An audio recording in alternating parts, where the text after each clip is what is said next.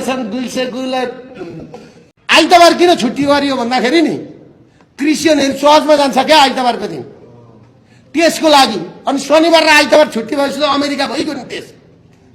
अनि राम्रा छन् उनीहरु, चिटिक्क सुकिला मुकिला छन्। 200 तोला 400 तोला सुन भएका,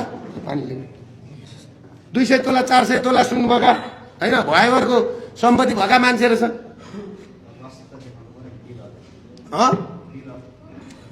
अब उनीहरु त 5 स्टार होटलमा बसेर खाना जान्ने हैन, कस्ता कस्ता छन् त्यहाँ। जुत्ताको कम्पनीका मालिक, बैंकका मालिक, हैन सब छन्। गरिब त कोही छैन, सांसद पढे लेखेका इंग्लिश बोल्ने छन्, हो कि हैन? छन् नि त। त्यसले गर्दाखेरि म उहाँहरूलाई सोध्छु, अब हामीले मेडिकल कलेज के गरौँ अस्मितजी? स्वास्थ्य मन्त्रीलाई सोध्छु, तपाईँ शिक्षा र स्वास्थ्य फ्री भन्दै गर्दा तपाईँ पनि नर्स हुनुहुँदो रहेछ, नर्सका पीडा तपाईँलाई थाहा छ होला। नर्स नभएर हस्पिटल बन्द हुँदैछन् भन्ने कि तपाईँलाई थाहा छ कि छैन? हो कि हैन? भनेपछि तपाईँले के गर्ने हो? अनि त्यो पैसा तिर्न पर्छ कि पर्दैन स्वास्थ्य बिमाको? हामी त के भन्छौँ, हामीलाई 300 जना विद्यार्थी पढाउन दिनुहोस्, हामी 200 जना विदेशी विद्यार्थी ल्याएर पढाउँछौँ, 100 जना नेपाली पढाउँछौँ, त्यसमा 300 जना पढाए बापत 30 जना डाक्टर फ्री पढाइदिन्छौँ। फ्री। हामीलाई 1000 जना नर्स पढाउन दिनुहोस्, हामी 200 जना फ्री पढाइदिन्छौँ गरिबका छोराछोरी।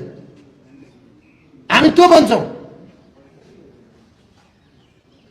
हामी देखाउन आएका होइनौँ, देखाउँदैनौँ।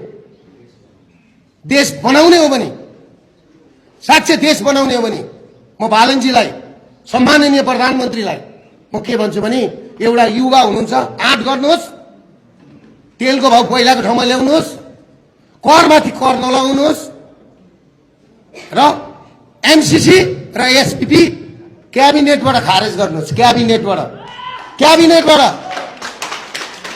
नभए तपाईँको कुरा पत्याउँदैनन् मान्छेले। नभए 6 महिना पछाडि तपाईँ पनि राजा ल्याउने राजेन्द्र लिङ्गदेन हुनुहुन्छ।